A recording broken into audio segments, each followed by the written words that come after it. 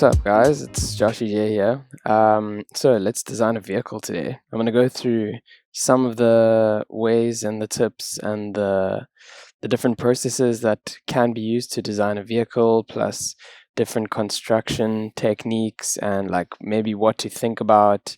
So yeah, this is going to be a nice one. Good one for design.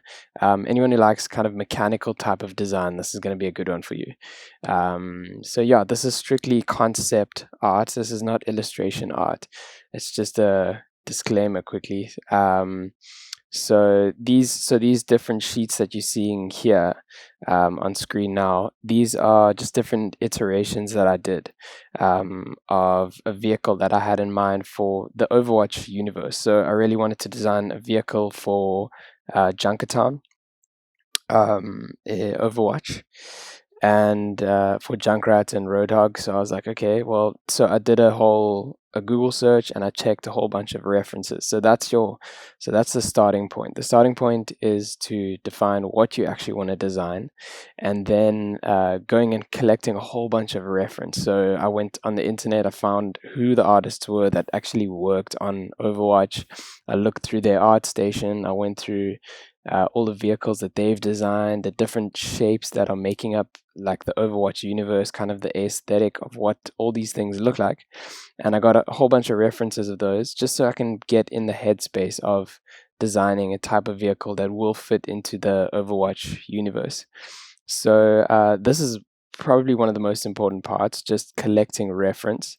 It just makes your design that much richer when you have reference. So when you have a target, I know one of my mentors said, or they say, you have like a target image or a target reference before you've even started, so you know kind of what you're working towards. And you'll know when you get there, when you look at the thing that you've designed and you look at the thing that you're trying to design, and you can ask someone that's not an artist and you'll be like, does this look like it's from the same universe? And if they say yes, then you know you've nailed it. And another good thing to do is, after you've designed something, you go to someone else and you say, okay, you tell me about this design now. Because you've done really well when someone else can look at your artwork or your design and they can be like, okay, this guy, obviously this is a vehicle made for battle, and they're obviously traveling because there's like sacks on the back, or there's like barrels and stuff. And when they can tell you about your about your own design, then you know you've done well, when you don't even need to say anything.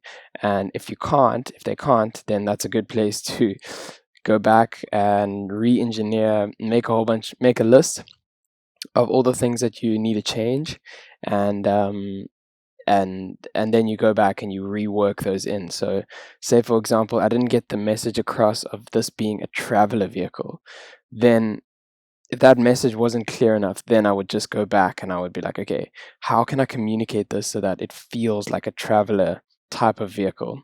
You guys get what I'm saying? So by the way, these designs that you're seeing on screen now, perfect. We're actually in Blender. So I got a kit bash pack with just a whole bunch of like mechanical parts, these like very random, not too specific, to the point where you can actually build anything out of them. So if you think of it like Lego, you're literally playing Lego. That's what I did with all of these all of these vehicles that I built. I literally felt like I was playing Lego. And that's actually the key in this case, because you're taking all of these parts and you're just building different, you're using them to create interesting shapes upon an idea that you want to execute on. Does that make sense? So the kit, you can find kit bash packs all over the place. I mean, you can model them from scratch if you want. I just like to work really fast, and I think being a concept artist, part of the whole thing is working really fast. So I've just tailored myself to be able to just work with great speed, because your team needs you to produce a lot of iterations really quickly. It's not illustration where you can spend like 3 weeks on one painting or whatever. This is like concept art. You need to be jamming out these types of things in like 3 days, 4 days.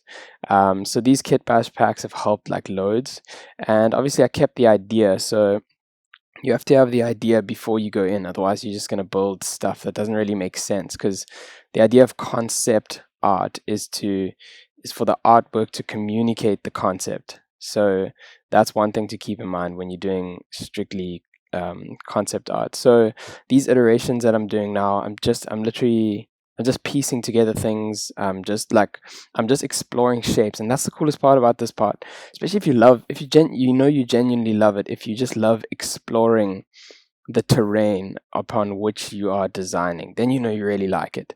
So yeah, these are all the parts that I have. There's actually a whole lot more parts. Those are just some of the ones that I used.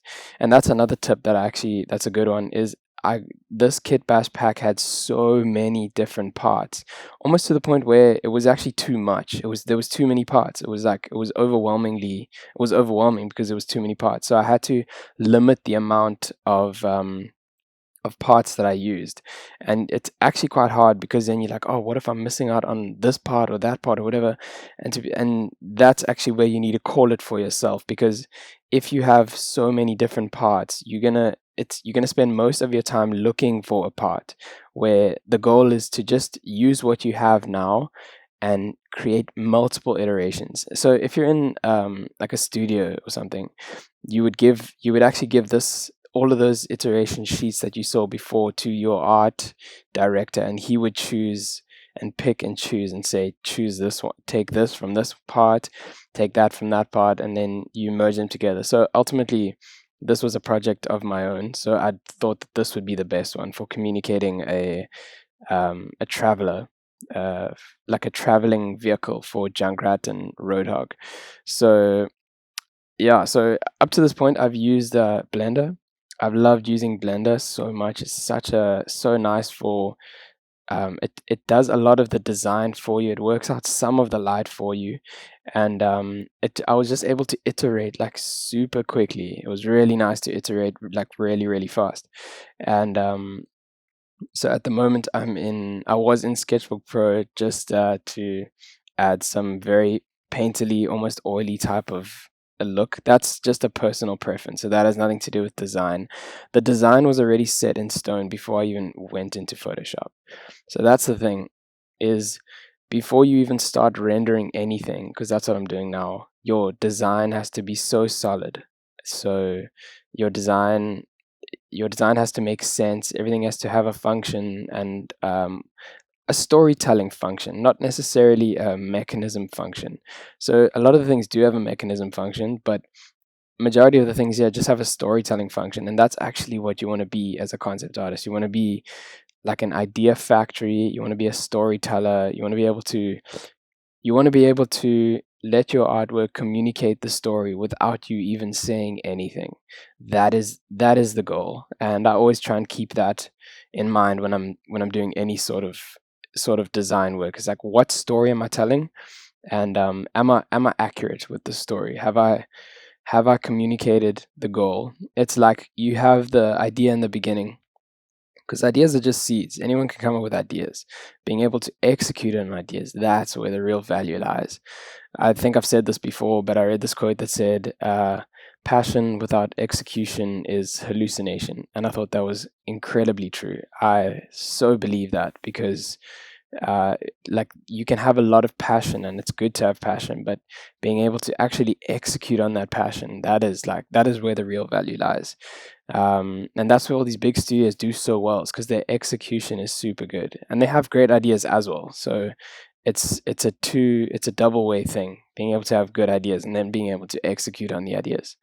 So now I'm at the point where I am just rendering. I'm just making it look really cool, because I still want to try and sell this to my producer that's on the game that I'm working for. So I want them to look at it and be like, yo, that design is epic. So I want my design team to be like, this is epic. And I want the producers and the people that are marketing this thing to be like, this is sick as well. Because a lot of people who are non-artists, 9 times out of 10, they're just going to look at like the rendering on it. So you still need to be able to render, but that's why I'm not so meticulous about rendering. Just focusing on bigger brush strokes, bigger impact, and that's actually where it does a whole lot better. specifically for concept art. For illustration, you can spend yonks freaking designing and iterating. Oh, sorry, not iterating, like polishing up. So, so yeah, this is where, so this back view that you're seeing now, I actually don't really need to render it because I've already communicated the color scheme, the lighting, the general theme, the feel of it in that front view. So this back view is just to show the designers that there's a back door and that's where they get in. So that's where they get in the door. So the whole thing does actually have a function. Um, so the back door, you get in through the back door, and yeah, that's how you. And there's I think it can fit 4 people in there. So I could have actually done another call out of how many people could fit in there, but that scale on the left, I've got like a scale reference as well for the size. So yeah, and that's about it. so so that's as far as I'm gonna go today on how to design a vehicle, strictly vehicle design.